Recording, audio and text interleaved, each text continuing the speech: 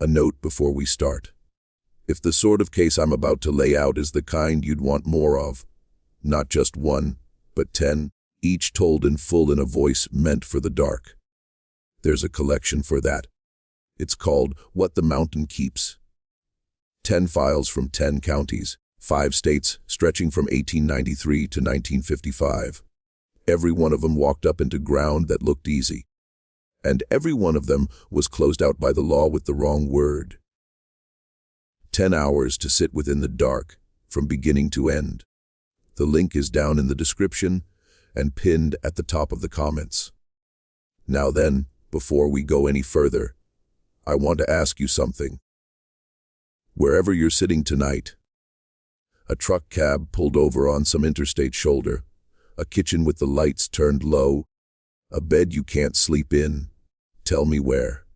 Drop it in the comments. I like to know where the voice is landing. Some places take a story better than others. Some places a story finds a home in. This one is called The Darkest Story a Louisiana Bayou Guide Ever Told. I'll tell it the way it came to me. The man who gave it to me was named Alcide Verrett. When he told it, he was 68 years old, and he had been guiding men through the Atchafalaya Basin for nearly 5 decades. He lived in a small clapboard house on a rise of ground west of Bayou Chene, and he sat on the porch of that house in the summer of 1962 and told this story to a writer working for a state historical survey. The recording isn't in the survey files. The written record runs 14 pages. Those pages were pulled from the collection some years afterward. And I'm not going to tell you by whom, because for what I'm about to say, it doesn't matter. What matters is that Alcide Verrett was 28 years old in the summer of 1922, and in that summer, he took 3 men into a part of the Atchafalaya Basin, from which only one of them came back. I want you to picture first what that country looked like then. The Atchafalaya is the largest river swamp in the country. In 1922, the levees the Corps of Engineers would finish later that decade hadn't yet walled it in. The water came and went with the seasons. Whole islands would rise in the spring and drown again by August. You could go into stretches of it that no map had ever drawn true, because the maps were drawn at different water levels. A tract of Cyprus a surveyor put on paper in 1870 could be a sheet of open water by 1920. The country didn't stay where you put it. That was the first thing Alcide learned as a boy. And it was the thing he tried to tell the 3 men from Baton Rouge. And it was the thing they would not hear. They came down on the 14th of July. Alcide had a letter from them 3 weeks before. The letter was on the letterhead of the Delta Cypress Timber Company out of Baton Rouge, and it engaged his services as a guide for a party of 3 to enter the basin at a landing near Bayou Chene and travel some 14 miles southwest to a tract of land the company had purchased from the estate of a man named Ephraim Cormier. That was the first thing that bothered Alcide about the letter. He knew the name Ephraim Cormier. Everyone at the landing did. Ephraim Cormier had lived in a cabin somewhere in the basin west of Bayou Chene, and he came out once a year in early autumn to sell hides and buy salt and coffee and shot. He had done this for as long as anyone could remember. He was an old man. He didn't speak much.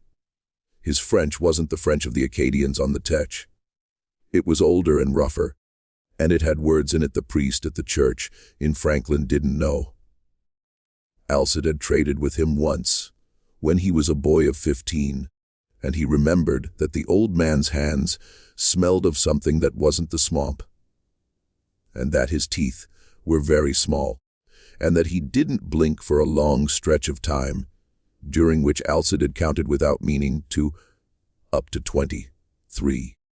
Ephraim Cormier hadn't come out of the basin in the autumn of 1920, and he hadn't come out in the autumn of 1921.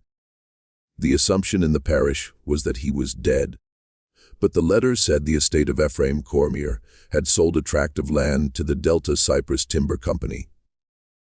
And Alcide, when he read that, sat down on the step of his porch and rolled a cigarette and smoked it all the way down to nothing, and he couldn't figure out what the letter meant by state, because Ephraim Cormier had no one. That was the thing everybody knew about him. He was the last of whatever he was.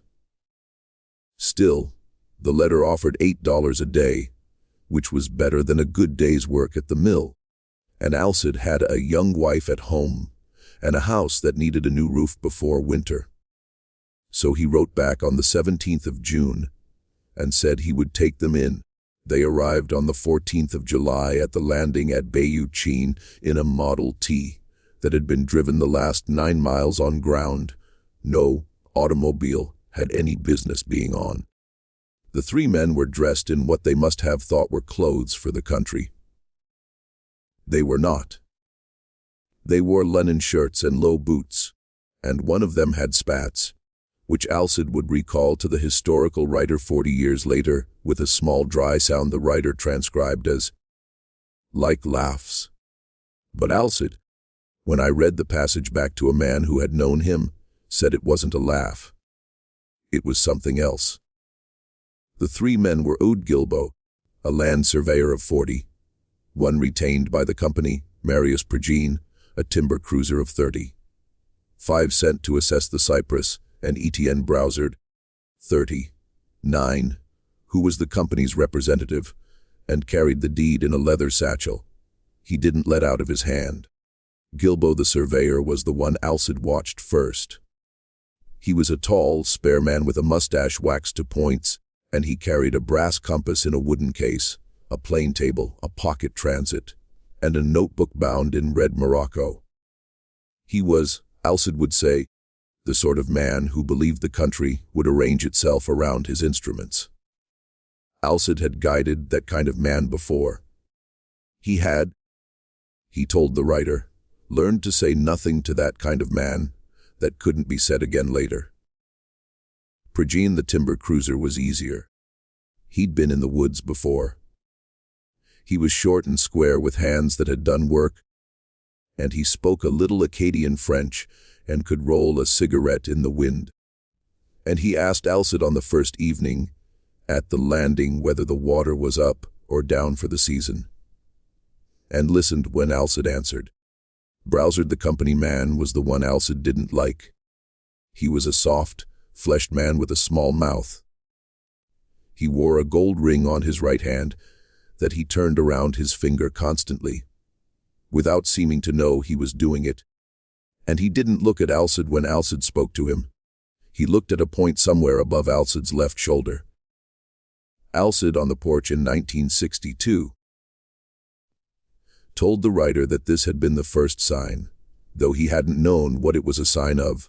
They spent the night of the 14th at the store at Bayou Chene, run by a widow named Bernadette Malans, who was then 31 years old and had lost her husband to the influenza 4 years before.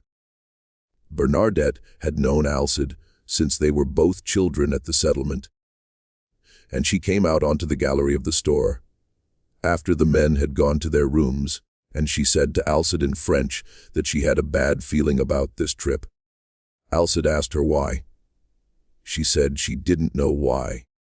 She said only that when the men had come into the store to buy tobacco, and the one with the ring had signed the ledger, she had looked down at the name he wrote, and the pen had felt for a moment as though it were the wrong weight in her hand, as though it had grown heavier as he wrote. Alcide told her he'd felt something similar, though he couldn't have said what, and he asked her whether she thought he should send them back. She said, "You can't send them back. They've paid you." He said, "I could give it back." She said, "You could, but you won't." They looked at each other in the dark on the gallery, and neither of them said anything for a while.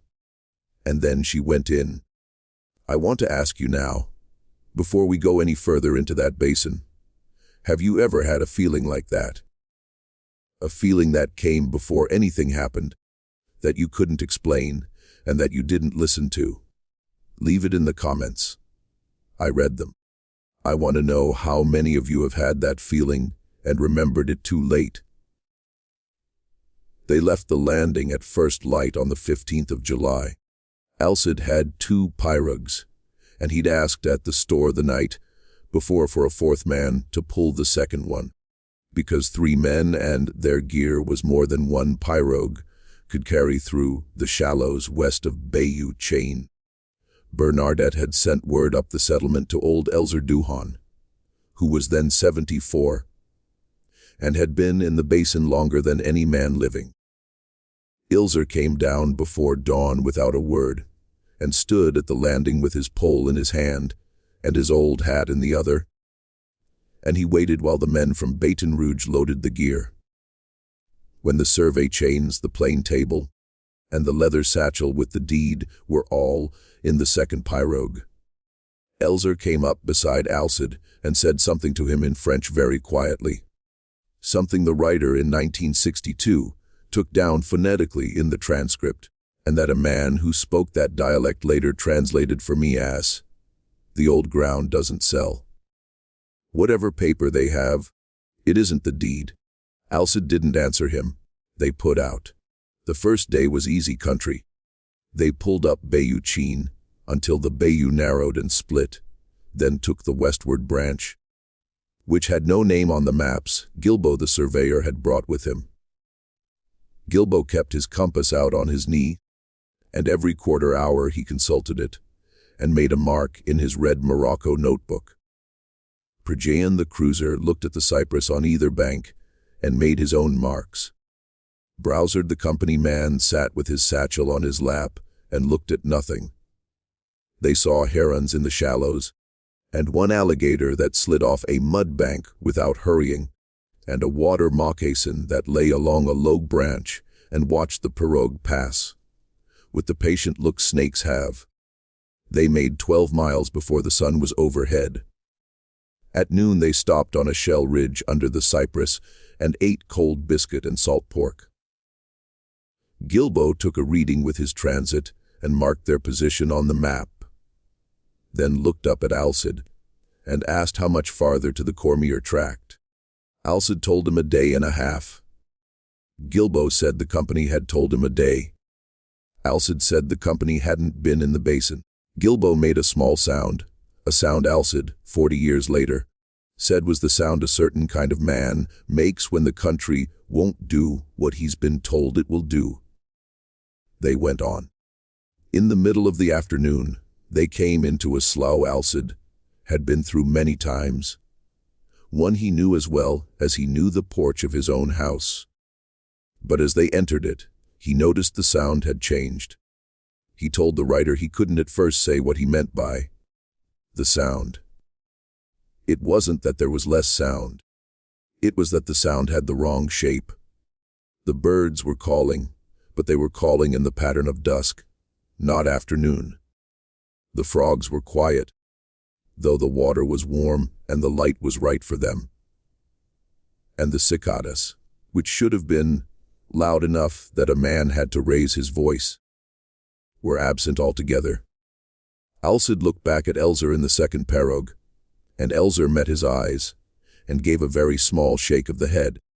Not a negation, an acknowledgement. Elzer had heard it too. Prejean the cruiser, sitting in the middle of the first pirogue, said without turning around, "The country is listening." Gilbo said, "Nonsense," and Prejean didn't answer him. They came out of the slough into a lake Alcide had never seen before. That's the thing I want you to understand. Alcide had been guiding in the Acapulco basin for 13 years by that summer. He knew the country. He knew the ways the water moved, and the ways the islands rearranged themselves in the spring flood. But this lake, which they came into on the afternoon of the 15th of July 1922, he had never seen, and he was at that point exactly where the map said he ought to be, and the map showed no lake. He stopped his pirogue. Elzer came up beside him and stopped his. Gilbo from the bow of the first pirogue said, "What's the matter?" Alcide said in French to Elzer, "This wasn't here." Elzer said in French, "It was. Just not for us." Gilbo, who didn't speak much French, asked what they were saying. And Alcide said in English that they were going to make camp on the far side of the lake, on a ridge he could see under the cypress, and that they'd take up the survey again in the morning. Gilbo looked at the sky and his watch, and said there were 3 hours of light left. Alcide said there was 1. Gilbo began to argue, then stopped, because he had just then looked at his compass. And the needle of his compass, which he had watched for hours as it held steady on north, was slowly turning. Not swinging the way a compass will when a man moves. Turning steady and slow, as though the pole of the earth were sliding around them. Gilbo put the compass down on his knee. He didn't say anything about it. They pulled across the lake. The water was black, not dark. Black the way ink is black. And the pirogues didn't leave a wake. Alcide said 40 years later that this was the first thing he couldn't account for by any name he had for the country. The pirogue went through the water, and the water closed behind them without a ripple, without a sound, as though the water were remembering itself as it went. Now let me ask you to breathe here before what comes next. If this is the kind of case you'd want to sit with in the dark, not just hear once, but keep. There is a collection I put together with the people at Forbidden Unresolved Stories. What the Mountain Keeps: 10 complete cases, 8 hours, 60, 2 years of records nobody wanted to finish. Each one placed, dated, and signed off with a tidy word that never once fit what happened. The link is in the description below, and at the top of the comments.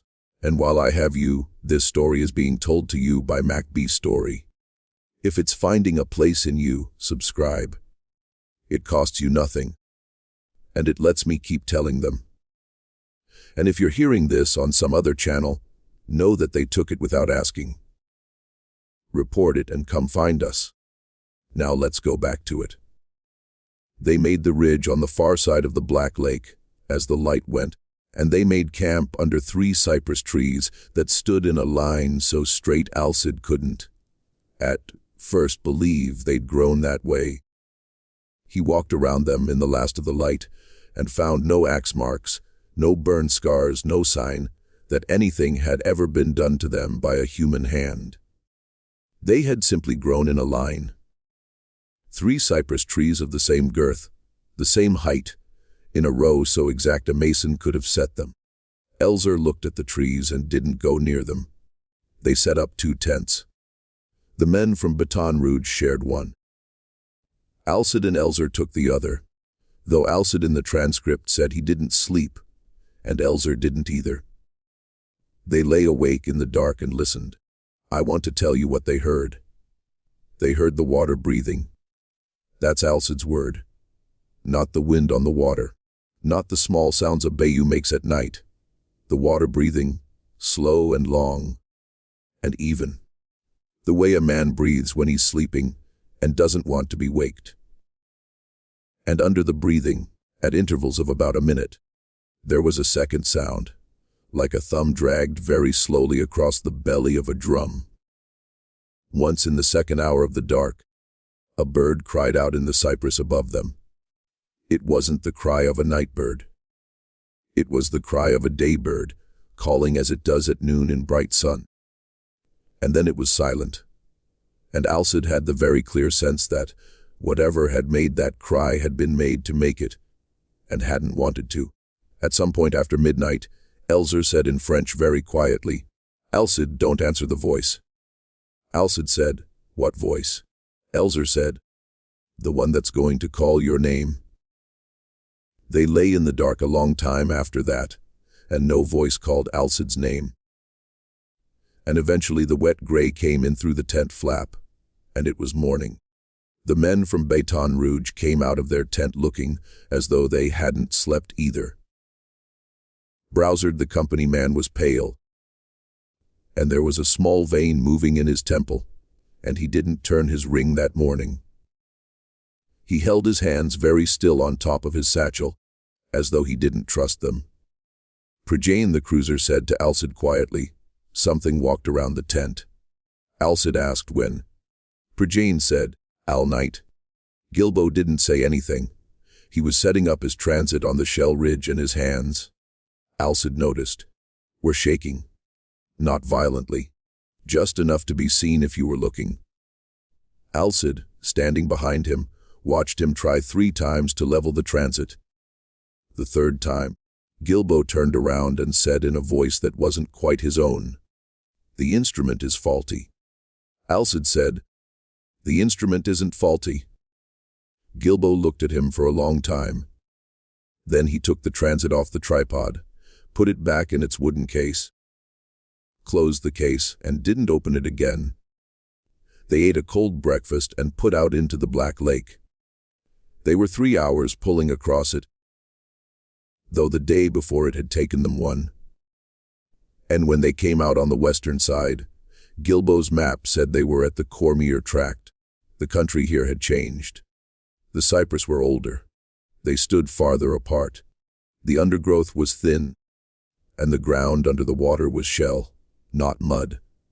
The shell was white, and the water above it was clear, so a man could see through it all the way to the bottom.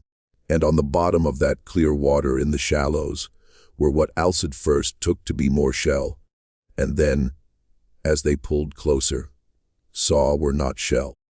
I'm not going to say what they were. I'll say only that Alcid, who had grown up in a country where death is a common thing, and who by his 28th year had seen more of it than most men see in a lifetime, put his pole down in the pirogue, looked away, and didn't look back at the bottom of that water for the rest of the day. Elzer in the second pirogue said 1 word in French. The word was very old, and the writer in 1962 didn't know how to spell it, and he wrote it phonetically.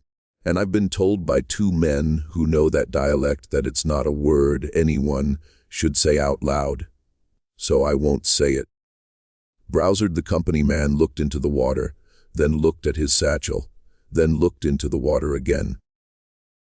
His small mouth opened, and no sound came out. Gilbo said, "We should go." Pryjane the cruiser, whose face had gone the color of paper, said, "Yes." Now. But Browsard the company man, whose ring hand was on his satchel, said, "The deed is here." They all looked at him. He said again in the same voice, "The deed is here. We're at the tract. We have to walk it." Gilbo said, "E2N." Browsard said, "We have to walk it. The company sent us to walk it. We're going to walk it." He got out of the pirogue. He stepped out onto the shell in the shallow water and walked up onto the bank.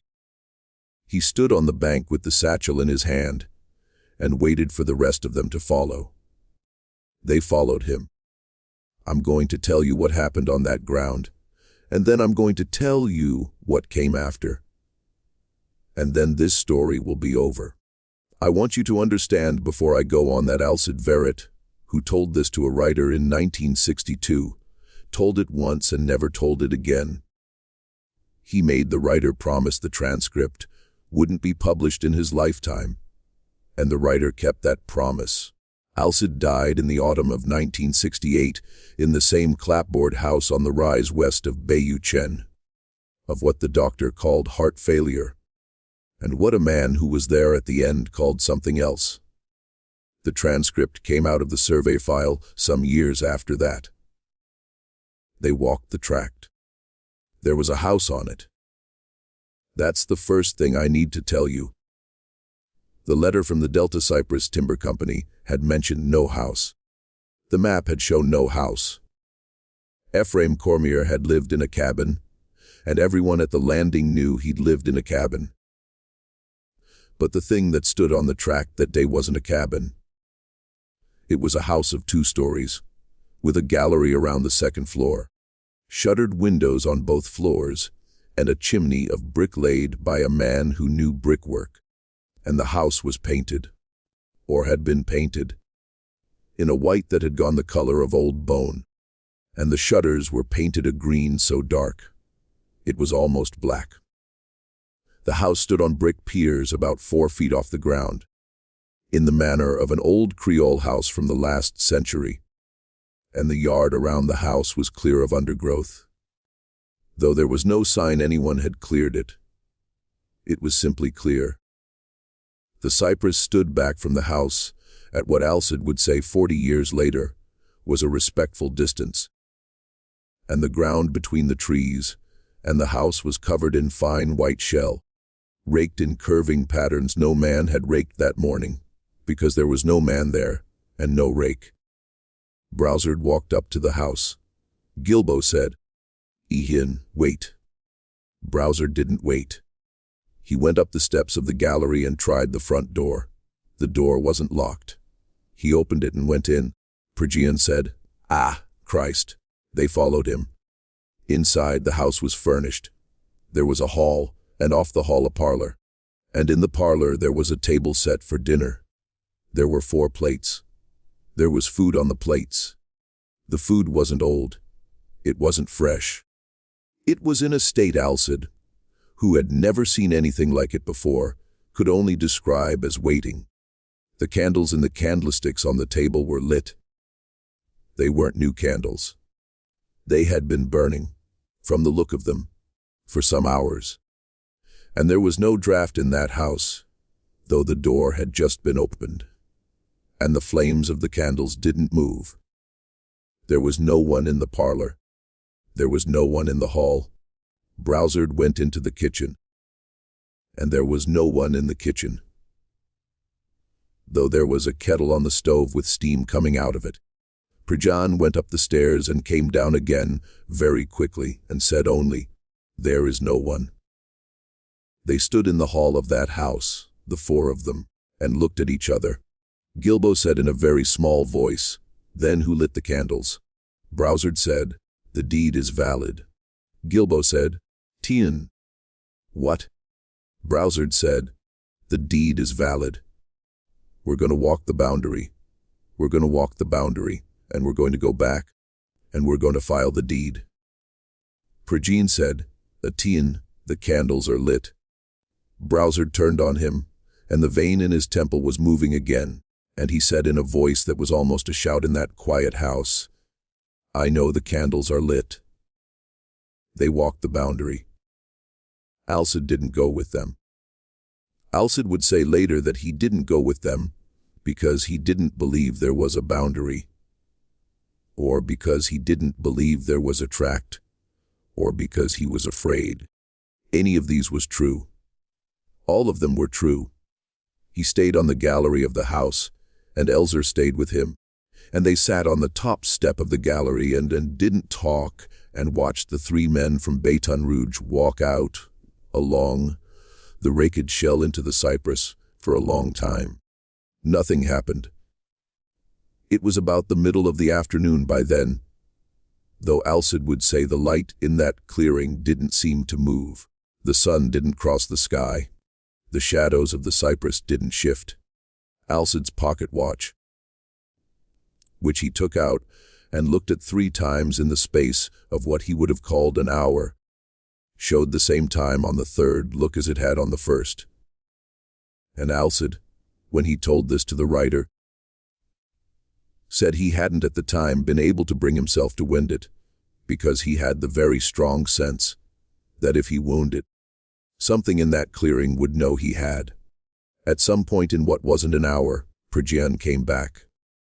He came back alone.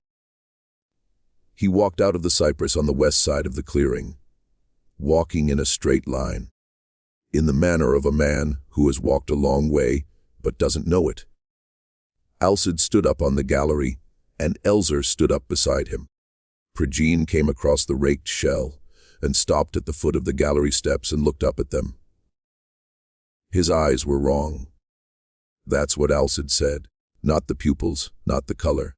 The eyes themselves were wrong in some way Alcide couldn't put into a sentence in 1962, and that the writer wrote down as long pauses. Prejean said, "Alcide." Alcide said, "Marry us." Prejean said, Where's my hand? Alcid looked down at Prejean's hands. Both of Prejean's hands were where they should have been. They were on the ends of his arms. They were closed into loose fists. They weren't damaged. They were the hands Alcid had watched roll a cigarette on the gallery of the store at Bayuchin 2 nights before. Alcid said, "Marius, your hand is right there." Prejean looked down at his hands. He looked at them for a long time. Then he looked up, and his face hadn't changed, and he said very calmly, "Alcid, where's my hand?" Elzer put his own hand on Alcid's arm. Elzer said in French very quietly, "Don't answer him again." Alcid didn't answer him again. They waited.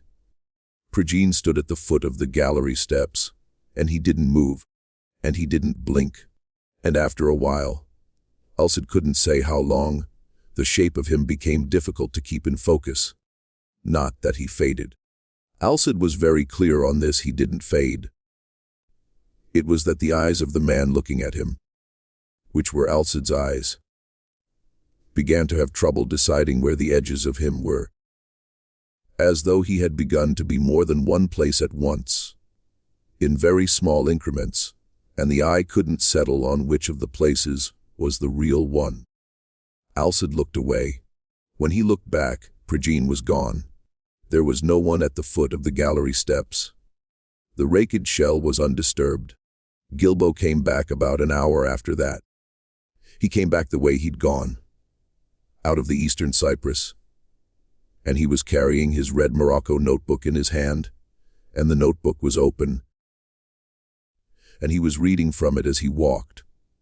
He walked all the way across the clearing to the foot of the gallery steps, and he didn't look up from the notebook, and he stopped at the foot of the steps, and he read out in a voice that was very steady.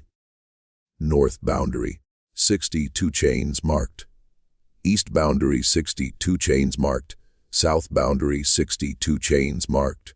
West boundary, 62 chains marked. The tract is a square. The tract is a perfect square. There are no natural features on the tract. There is no watercourse on the tract. There is no elevation change on the tract.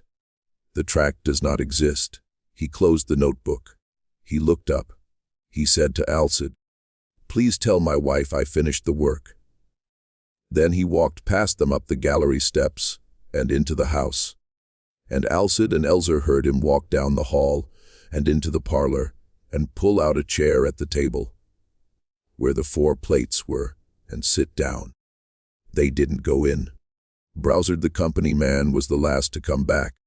He came back at dusk, which Alcid only knew was dusk, because he looked at the sky and saw that the light had gone gray, though he couldn't have said when and couldn't have said how, because he hadn't been watching.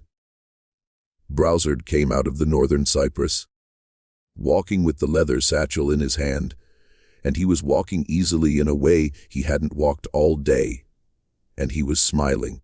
That was the thing Alcid couldn't in 1962 get past. Browsard was smiling. He hadn't smiled once in all the days since he'd come off the road from Baton Rouge. And now, walking out of that country at dusk, he was smiling. He came across the raked shell and came up to the foot of the gallery steps and looked up at Alcid and said in a pleasant voice, "It's a good tract. The company will be pleased." Alcid didn't answer him. Browsard said, "Where's Gilbo? Where's Prejean?" Alcid said, "They went in the house." Browsard said, He turned and looked at the house, looked at it for a long time, then turned back and said, still in the pleasant voice, "You should go now, Alcid." Alcid said, "What?" Browsard said, "You should go now. You and the old man. You should take the pirogue and you should go. And you shouldn't stop until you make Bayuchin. And you shouldn't under any circumstances look back at this clearing after you've left it." Alcid said, "What about you?" Browsard said, "The company sent me to walk the tract. I've walked it." Alcid said, "There's paperwork." Browsard said, "Alcid, I am telling you to go." And then, and this is the last of him Alcid would say he saw, Browser's small mouth changed. The smile didn't go away. The smile stayed exactly where it was. But under the smile, the mouth changed, and there was, for the very briefest of moments, something that wasn't a mouth at all. And then there was a mouth again, and the smile was still on it. Alcid went. They took the two pirogues. They put out into the shallows west of the house. They pulled through the clear water, where the shell on the bottom wasn't shell, and Alcid didn't look down, and Elzer didn't look down. And the light held gray, though it didn't deepen. And they came into the Black Lake, and they crossed the Black Lake, and the water didn't close behind them this time. It had parted for them. And it stayed parted in two long lines of black water, as though it had been cut. And Alcid would say that when he looked back once, though he had promised himself he wouldn't. The two lines of parted water went all the way back across the lake, all the way to the shell ridge with the 3 cypress trees, and past the ridge and into the country beyond, in 2 straight lines that didn't meet the horizon. They came out into the western branch of Bayou Chin, sometime in the night. Alcid didn't remember when. They came into the landing at Bayou Chin, at first light of the 17th of July, and Bernadette Malance was on the gallery of the store in her nightdress with a shawl around her shoulders, though it was already warm. She had, she said, not been able to sleep. Alcid told her what had happened. He told her not on the gallery, but inside in the back room of the store with the door closed. Elzer was there. It took him a long time to tell her, because he had to stop several times and gather himself, and because there were parts of it that he couldn't yet find words for. Bernadette listened. She didn't ask questions. When he was finished, she got up from her chair, went out into the store, and came back with a bottle of clear liquor and 3 glasses. She poured for all of them, and they drank without toasting. Then she said, "You have to go to the sheriff." Alcid said, "Yes," she said, "but he's not going to believe you." Alcid said, "No," she said, "so you have to tell him only the parts he can believe." Alcid said, "Yes." They worked out, sitting in the back room of the store on the morning of the 17th of July. What Alcid would tell Sheriff Prosper Landry of St. Martin Parish. It was, in essence, the true story with the impossible parts left out. 3 men from Baton Rouge had gone into the basin. They had lost themselves in a stretch of country west of Bayou Chin. Alcid had waited a day, then a second day, then had come out alone. He and Elzer Duhan, an experienced man of the basin, would testify to this. There was no evidence of foul play. The men had simply become separated from their guide and hadn't returned. Sheriff Landry took the statement. He took it in his office in Franklin on the 18th of July. He read it back. He asked Alcid 2 questions, and Alcid answered both of them. Then Landry looked at Alcid across the desk for a long time, and Alcid, on the porch in 1962, said he understood in that moment that the sheriff knew, not the details, but he knew the statement was the true story with the impossible parts left out, and he knew the impossible parts were the important parts. And he knew Alcid wasn't going to give him the impossible parts. And he was, in his own way, grateful. Landry said, "I've had statements like this from the basin before." Alcid said, "Yes, sir." Landry said, "I file them under missing, not full play." Alcid said, "Yes, sir." Landry filed the statement. He filed it under missing. The Delta Cypress Timber Company sent 2 letters of inquiry, one in August of 1922, one in October. Landry answered them both with the same words: no evidence of foul play. Party lost in the basin. Search suspended. The company didn't send anyone else in. The tract they believed they had purchased from the estate of Ephraim Cormier wasn't entered again, so far as any record shows, by any employee of the company. or any employee of any company that came after it. The Corps of Engineers, some years later, in the surveys they did for the levee system, drew the country west of Bayouchin as an unbroken cypress swamp, with no house, no clearing, and no tract of any Ephraim Cormier, or any other man, on it. And that would be the end of the story. And this is the point at which I'd ordinarily let it go, and let you sit with it. Except that Marius Prejean's wife in Baton Rouge, whose name was Odile, and who was 32 years old in the summer of 1922, received a letter on the 23rd of July, 4 days after her husband was reported missing. The letter was postmarked Bayouchin. It was in her husband's handwriting, and it said only, in the middle of an otherwise blank sheet of paper, "Tell Alcide the work is finished." Odile Prejean sent that letter some years later to Sheriff Prosper Landry, and Landry filed it with the case. And the case, being an open case of missing persons, wasn't sealed. And I have seen the letter, and it is in her husband's handwriting, and the paper is the paper of the Delta Cypress Timber Company. And the postmark is Bayouchin, and there is no known way for such a letter to have been written or posted from any place where any Marius Prejean was known to be alive. And Alcide Verret, in the last years of his life in the clapboard house, on the rise of ground west of Bayouchin, would sometimes wake in the small hours of the morning and go out on the porch and sit in the dark. And a man who was there at the end, who sat with him on those nights, told me that Alcide would sometimes tilt his head in the dark as though he were listening. And that once, in the summer of 1967, the year before he died, he had said, without turning, "Bernadette, he's calling my name again." And there was no one calling. There hadn't been anyone calling for 45 years. But Alcide was still not answering. That was the last thing he had learned in the basin. And it was the thing he had held on to, and it was, he had come to believe, the only reason he was still alive to hold on to anything at all. If you've stayed with me all the way to the end of this one, thank you.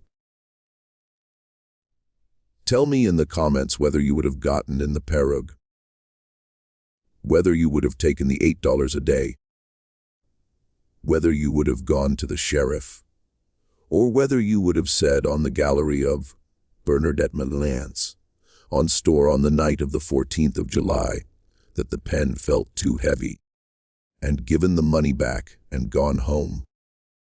I don't know what I would have done. I know what I hope I would have done. But I've been in enough dark rooms to know that hope in the small hours isn't the same as what a man does when the letter is on the table and the money is real and the roof needs a new season of shingles before winter. Stay with us for the next one. There is another one coming. There is always another one coming. That's the thing about the country. It doesn't finish. It only rests. Until then, don't answer the voice.